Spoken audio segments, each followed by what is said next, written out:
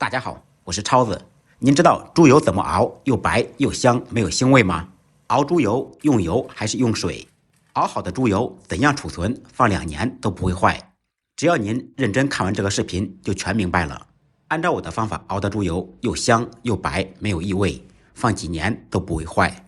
今年的猪油价格不是很贵，建议大家多做一点，储存起来。花35块钱买了5斤，往年这个价格只能买2-3斤。我们在购买猪油的时候，挑选那些颜色发白、没有血丝的。带有血丝、发黄的猪油，一般都是那些没有排出血水的死猪。朋友们一定要谨慎购买，把买回来的猪油改造成小块，块呢切的稍小一点，这样出油率更高。全部切好以后，放入盆中，起锅做水，冷水下锅，放入猪油焯水。焯水可以去除猪油的杂质和异味。焯水的时候放入一点白酒，去除异味。在锅中不要煮的时间太久，煮太久的话会影响出油率，将近开锅时就可以了。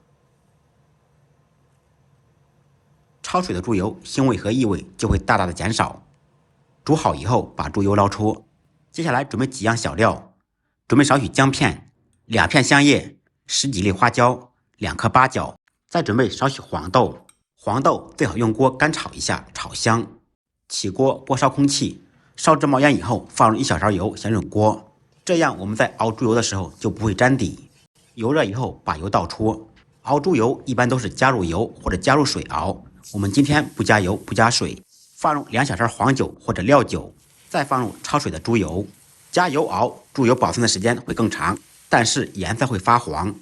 加水熬的猪油白，但是香味欠缺，而且水分大，会影响保存时间。我们加入黄酒熬，不仅可以去腥增香，还可以延长保质期，一举两得。熬猪油前期开大火，放进去以后不停地搅拌，大概2-3分钟就会熬出油。这个时候改开中小火，出油以后就不用勤翻拌了，偶尔翻2下就可以了。这个时候我们放入准备好的小料，姜片、八角、花椒、香叶。我把香料稍微清洗了一下，这样熬的猪油更干净。开中小火继续慢慢熬。后期的话，熬猪油千万不要开大火，开大火猪油很容易熬苦熬黑。把准备好的黄豆放入托盘或者罐子当中，放黄豆可以吸附杂质，去腥增香，延长猪油的保质期。熬至油渣变黄就可以了，把油渣捞出。用勺子按压，把油渣吸的油全部压出来。这个油渣可是好东西，可以用来炒素菜、蒸包子，那真的是嗷嗷香。也可以撒上盐或者白糖直接吃，儿时的味道记忆犹新。熬好的猪油关火，稍微沉淀一下，用蜜漏过一遍，倒入盘中，自然冷却晾凉就成白色了。按照我的方法熬的猪油又香又白，一点异味也没有。用勺子挖一块，柔顺丝滑般的状态。熬好的猪油常温储存，放1年不会坏不变味儿。要想储存的时间更久，可以把猪油分成小块，盘子放到火上稍微加热一下，猪油块就取下来了。